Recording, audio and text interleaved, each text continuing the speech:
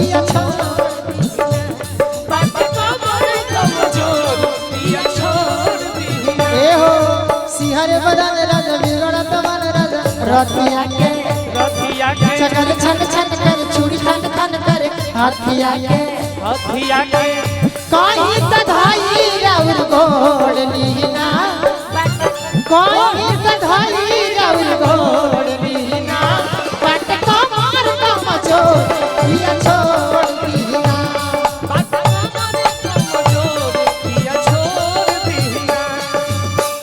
मिल खतिया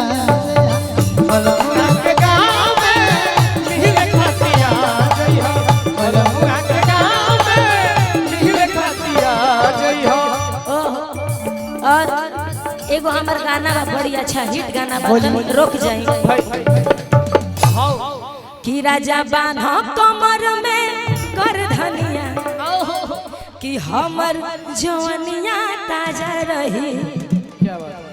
कि करोड़ों में हमार बोली लागे सबके करजवा में बोली लागे रतन किराना स्टोर जनरल स्टोर है जी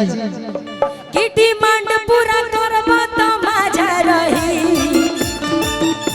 डिमांड पूरा करबो तो मजा रही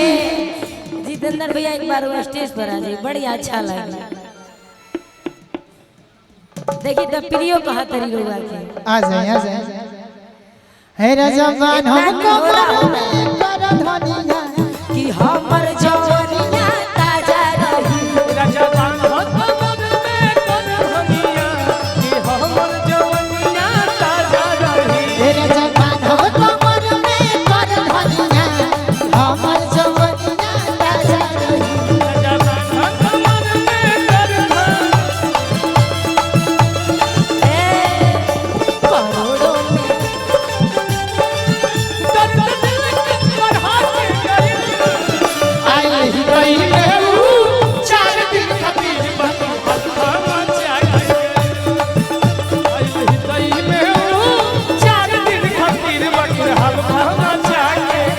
दर्द दिल के बढ़ा के गई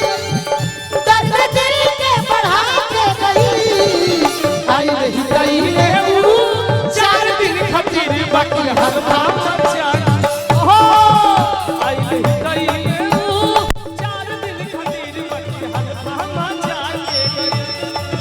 मेरा जबान हो कमर में कर धनिया कि हमर जवनिया ताजा रही राजा बान्हो कमर में कर धनिया कि हमर जवनिया ताजा रही कि लहराई के से जब काला काला जब काला काला अरे सबके नजरिया के चले भाला सबके नजरिया के चले भाला कि लहराई के से जब काला काला लहराई के जब काला काला ई लाइन कहे से पहले हम तोरा खातिर कहब पसेने हो गइल बानी हां ई पसेना देख के हाय रघु के गमछी में पुछवा दी ए जी कि गोरहर बदनिया की दूध ना कहता नेहा जी अरे गाले अमरूद तोहर सूद लगता काले अमरूद तोहर सूद लगाता काले अमरूद तोहर सूद लगाता बाबा नेहा जी हां जी प्रिया खातिर कहो हां अंगड़ाइया लेती हूँ मैं जब जोर जोर से आह की आवाज है आती है दूर से अंगड़ाइया लेती हूँ मैं जब जोर जोर से आह की आवाज है मैं तो चलूं इस कदर उलट जाए ये नगर मैं तो चलूं इस कदर उलट जाए ये नगर उस जमाना भी मनों से आए मेरे फोटो को सीने से चिपका ले सैया फेविकॉल से मेरा जबान हम कमर में कर धनिया हमर जवनिया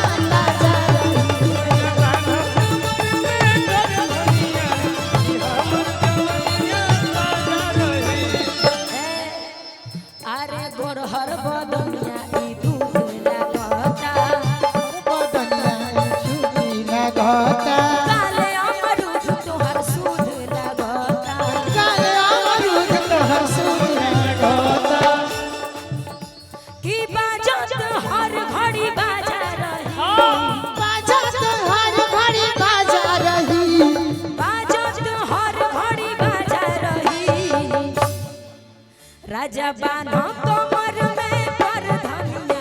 कि हमर जवनिया ताजा रही बान्हब कमर में कर धनिया हमर जवनिया ताजा रही राजा बान्हब कमर में कर धनिया हमर जवनिया ताजा रही बान्हब कमर में कर धनिया हमर जवनिया ताजा रही बान्हब कमर में कर धनिया हमर जवनिया ताजा रही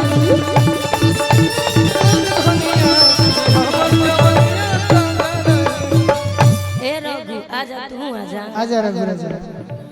रघु बड़ी देर से बैठल बाड़े माइक अशोक भैया के दिया। रघु साथे हम सैड सॉन्ग गाई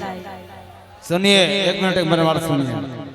जितेंद्र यादव जी जो हैं गरीब के मसीहा हैं, रियल एस्टेट हैं, गरीब के लिए दान करते हैं पैसा। जो भी कार्यक्रम होता है